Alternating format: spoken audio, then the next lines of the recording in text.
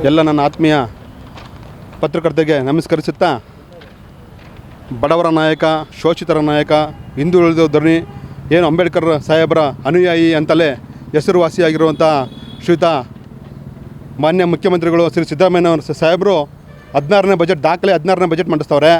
ಪರಿಶಿಷ್ಟ ಜಾತಿ ಪರಿಶಿಷ್ಟ ಪಂಗಡದವರಿಗೆ ಒಂದಲ್ಲ ಒಂದು ರೀತಿ ಯಾವುದೇ ಸರ್ಕಾರ ಅನುಕೂಲನೂ ಸಹ ಮಾಡಿಕೊಡ್ತಾಯಿಲ್ಲ, ಎಲ್ಲ ಅನುಕೂಲನೂ ಆಗ್ತದೆ. ಈಗ 16ನೇ ಬಜೆಟ್ ಮಂಡಿಸೋ ಸಿದ್ದರಾಮಯ್ಯ ಸಾಹೇಬರಿಗೆ ನಾವು ಕೇಳ್ಕೊಳೋದಿಷ್ಟೇ, ಏನು ಸದಾಶಿವ ಆಯೋಗ ವರದಿನ ಮಾನ್ಯ ಸುಪ್ರೀಂ ಕೋರ್ಟು ಜಾರಿ ಮಾಡಿ ಅಂತ ಆದೇಶನೂ ಸಹ ಮಾಡವ್ರೆ. ಆದರೆ ಇಲ್ಲಿವರೆಗೂ ಮಾನ್ಯ ಸಿದ್ದರಾಮಯ್ಯ ಸರ್ಕಾರ ಮೀನಾಮೇಷ ಅನಿಸ್ತದೆ.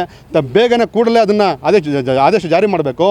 ತದನಂತರ ಏನು ದಲಿತ, ಹಿಂದುಳಿದ, ಅಲ್ಪಸಂಖ್ಯಾತ, ಬಹುಜನ ರಾಷ್ಟ್ರೀಯ ವಿದ್ಯಾರ್ಥಿಗಳಿಗೆ ಪೌಷ್ಟಿಕಾಂಶದ ಆಹಾರ ನೀಡಲು ಮತ್ತು ನಿರ್ವಹಣಾ ವೆಚ್ಚ ಸೇರಿ ಮಾಸಿಕ 3500 ನೀಡಬೇಕು.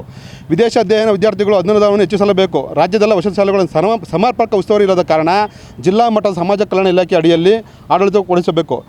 ಬಜೆಟ್ ಗಾತ್ರದ ಏನು ಪರಿಶಿಷ್ಟ ಜಾತಿ ಪರಿಶಿಷ್ಟ ಪಂಗಡದವರಿಗೆ 24% ಸುಮಾರು 45,000 ಕೋಟಿ ಮೀಸಲಿಡಬೇಕು.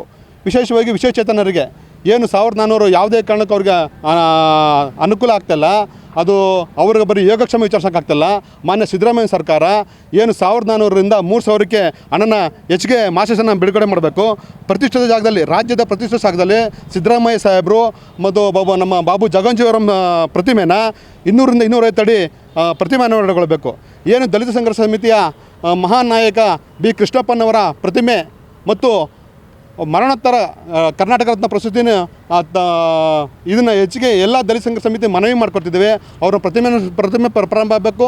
ಜೊತೆಗೆ ಅವ್ರಿಗೆ ಮರಣೋತ್ತರ ಕರ್ನಾಟಕ ರತ್ನ ಪ್ರಶಸ್ತಿ ಸಹ ಕೊಡಬೇಕು ಅಂತ ತನ್ಮೂಲಕ ಕೇಳ್ಕೊತಿದ್ದೀನಿ. ಜೈ ಭೀಮ್, ಜೈ ಸಂವಿಧಾನ.